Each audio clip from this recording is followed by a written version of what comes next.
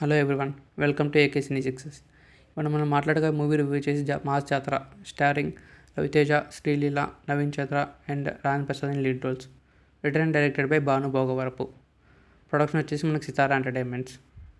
So ఈ year మనకి Sithara entertainments last few మంత్స్గా మనకి బ్యాక్ టు బ్యాక్ డిసప్పాయింట్మెంట్స్ చేస్తుంది. అండ్ ఈ మూవీ కూడా అదే కేటగిరీకి వెళ్తుంది.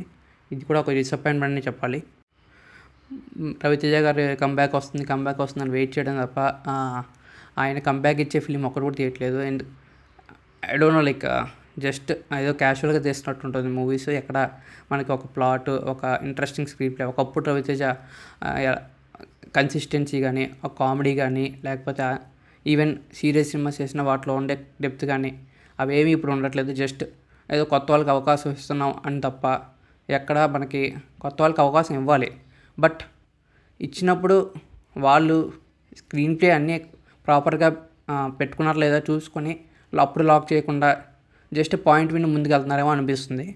ఇక మూవీ బేసిక్ ప్లాట్ విషయానికి వస్తే చాలా జనరిక్ ప్లాటే. లైక్ మన హీరో వచ్చేసి రైల్వే పోలీస్ ఆఫీసర్, మామూలు పోలీస్ ఆఫీసర్ కాకుండా రైల్వే పోలీస్ ఆఫీసర్, అది ఒకటే డిఫరెన్స్. బట్ విషయానికి వస్తే ఒక ఊరికి వెళ్తారు. ఆ ఊరికి వెళ్ళాక నవీన్ చంద్ర అక్కడ ఏం చేస్తారో, నవీన్ చంద్రకి రవితేజకి ఏం కాన్ఫ్లిక్ట్ జరుగుద్ది అనేది మూవీ స్టోరీ. అండ్ మూవీ విషయానికి వస్తే మనకి డిసప్పాయింట్మెంట్ చెప్తాను. 1 or 2 సీన్స్ తప్ప ఎక్కడ మనకి మూవీ అనేది ఇంట్రెస్టింగ్గా వెళ్ళదు.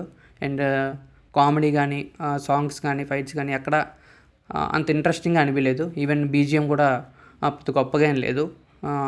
మూవీలో ఓన్లీ పాజిటివ్ విషయంగా వస్తే రవితేజ ఎనర్జీ బాగుంది అండ్ సినిమాటోగ్రఫీ బాగుంది. ఇంకా అది కాకుండా మిగతావన్నీ లైక్ స్క్రీన్ ప్లే కానీ, డైరెక్షన్ కానీ, మిగతా శ్రీలీల యాక్టింగ్, ఆ శ్రీలీలకి స్కోప్ ఏం లేదు, బట్ స్టిల్ ఉన్నదా కూడా పెద్ద గొప్ప క్యారెక్టర్ ఏం కాదు. సో అది కూడా మైనస్.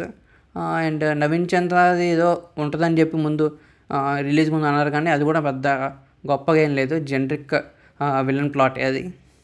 ఇంకా మూవీ గురించి అంత చెప్పడానికి నా దగ్గర అయితే పాయింట్స్ ఏం లేవు. ఇది డిసప్పాయింట్మెంట్ చెప్తాను. ఓ హోప్ రవితేజ నెక్స్ట్ మూవీతో అయినా, కిషోర్ తిరుమలతో చేసే మూవీతో అయినా కంబ్యాక్ ఇస్తారని కోరుకుందాం. So until then, thanks for watching this review. మా రేటింగ్ వచ్చేసి 2 out of 5.